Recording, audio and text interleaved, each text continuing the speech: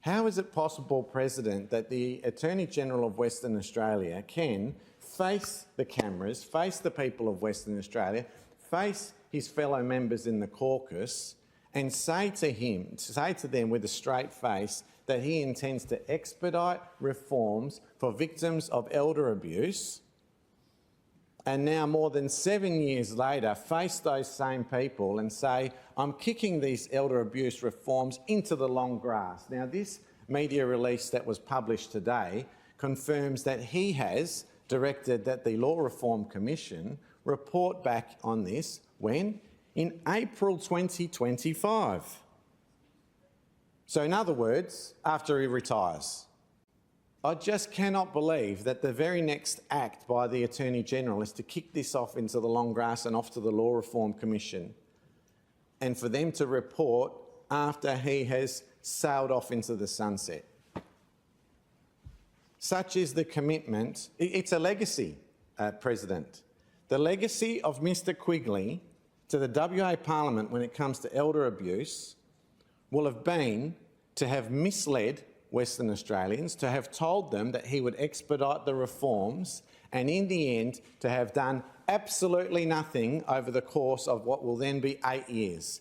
8 years of an opportunity to do something. And it wasn't, President, as if the work hadn't already been done.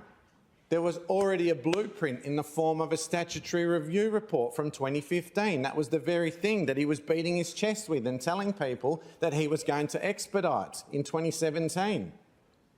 He had it reminded again in 2018. And if I checked the parliamentary record, I'd be confident to say that at least once a year, most probably on multiple occasions, and each year ever since then, I've raised this with the government.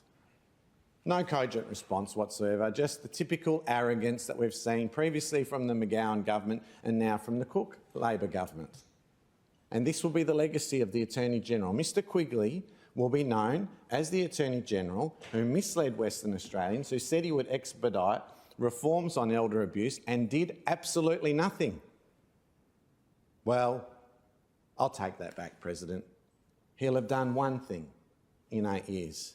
He'll have kicked the reforms into the long grass and said to the Law Reform Commission, please report back to me with your recommendations, your non-binding recommendations. Please report them back to government in April 2025 when I've retired and I'm drinking my cocktails.